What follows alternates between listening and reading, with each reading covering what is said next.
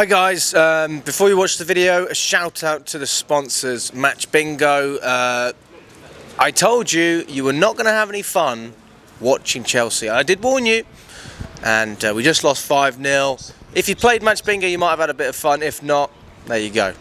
So for the next game, download the app, click the link in the description, do it before you watch the video. You've got to be over 18 to play, and enjoy the fan cam. See this project here?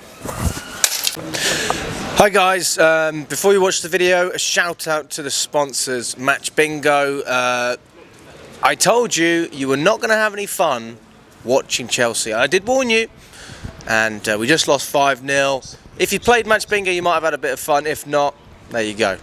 So for the next game, download the app, click the link in the description, do it before you watch the video. You've got to be over 18 to play, and enjoy the fan cam. Hello everyone from Chelsea Fan TV, my name is Alex, I'm outside Islington Station with Charlie. We've lost 5-0 against Arsenal. Thanks for your patience, mate. Unfortunately, you live not in Arsenal, it's not that bad. You live in London, so you had to wait for everyone else because they had to go a little bit further. But yeah, thanks for waiting. I mean, really, the club should be the ones thanking you for your support, and they should be reimbursing you because 5-0 away is unacceptable.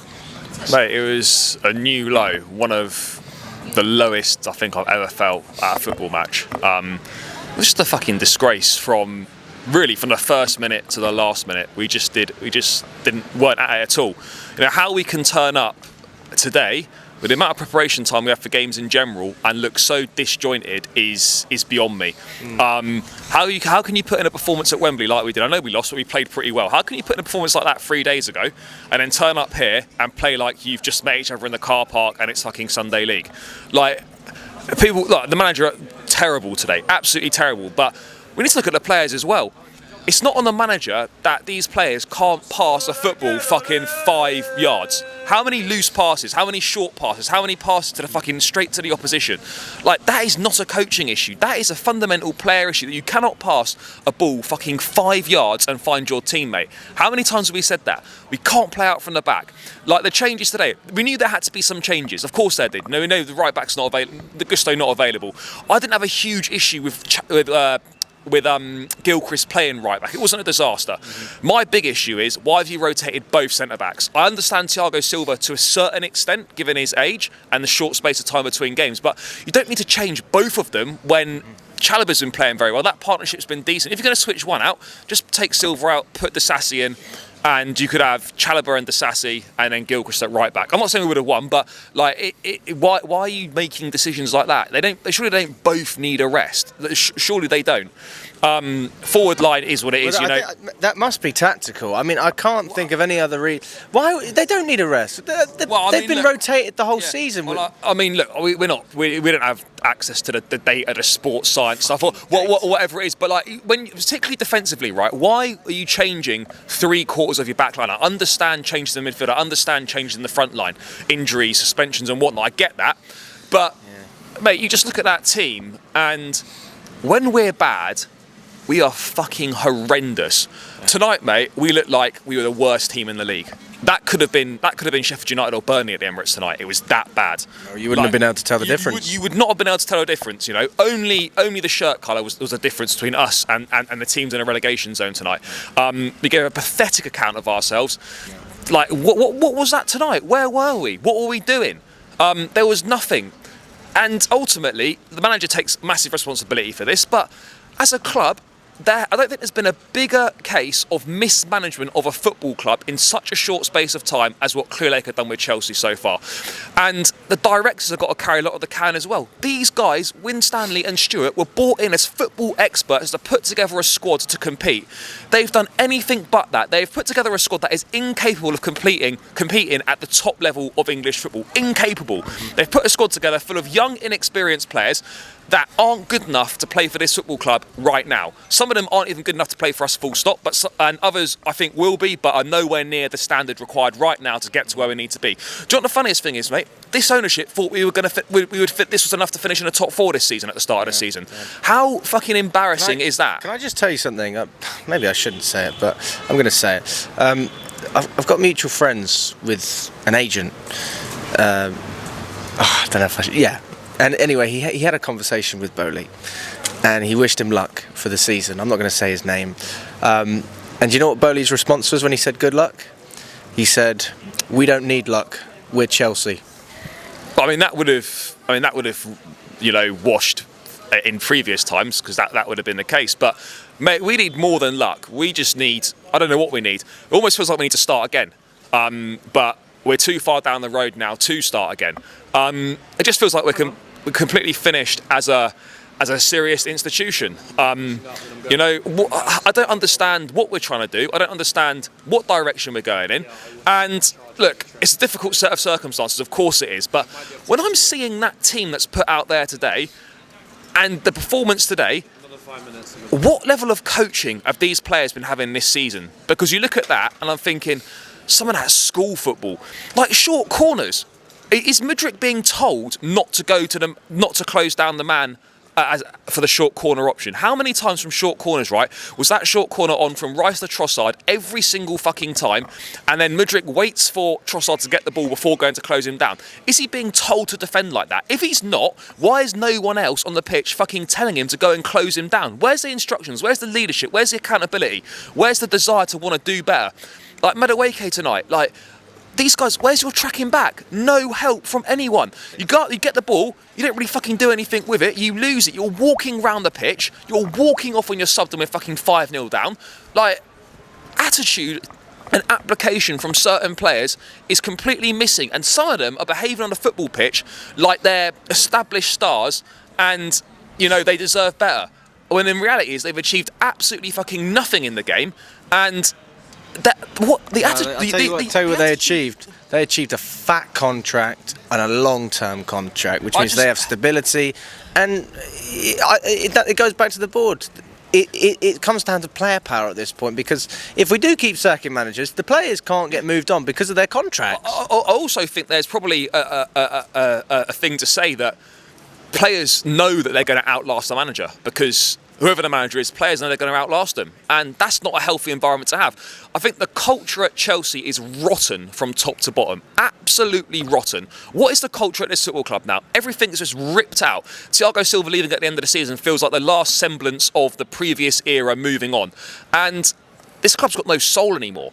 You don't know what we're doing. What's the identity? Where's the culture? Where's the accountability? Where's people taking responsibility? Where's the desire and the want to do better? No one seems to be that bothered. At the end, how many come over? Silva, Cucurella, Chalobah. Right. Conor Gallagher's the captain. This is his football club. He loves this football club. Doesn't even bother coming further than the fucking penalty box. Like, what's going on here? Like, I get it, you're fucked off, you've lost, you've been dog shit in a match.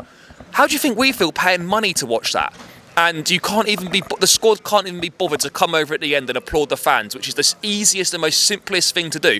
And it shows right now at Chelsea, there is no togetherness. Everyone's just looking out for themselves. There's no teams, it's just full of individuals. And it's a fucking mess. And I don't know where we go from here. Like, obviously, Cole Palmer wasn't available tonight. If he played tonight, would we have won that game? No. Would we have maybe taken a couple of chances? Quite possibly. But let's be honest, Arsenal are miles better than us. Miles better than us, mate. We are 30 points behind them now. 30 points behind Arsenal in the Premier League. And do you know how fucking embarrassing that is? How far we've fallen. We used to, this used to be roles reversed. We used to banter them all the time. Now, that team's us. And you look at us, mate, and I believe there are good football players at this football club. There are. But the collective, whatever's going on, lack of structure, lack of whatever it is, identity, lack of everything, we're just not going anywhere. And this project, whatever it is, we've taken a massive risk to doing this project, and right now none of it's working at all. Can anyone give me a single positive from this project 2 years down the line now? Next month it'll be 2 years since these took over. Can anyone give me a single positive from this project since its ownership took over? Because I'm not seeing a single one right now. No. More content. Yeah, well, yeah. More data. I mean, to be fair, the social media content has improved from the previous regime, but that was obviously sarcastic, guys. No, but it has, but yeah, that's not what we're here for. We're here to win. We're here to compete on the pitch, and we look a million miles from doing that. And my biggest issue with this is a lot of these players aren't good enough.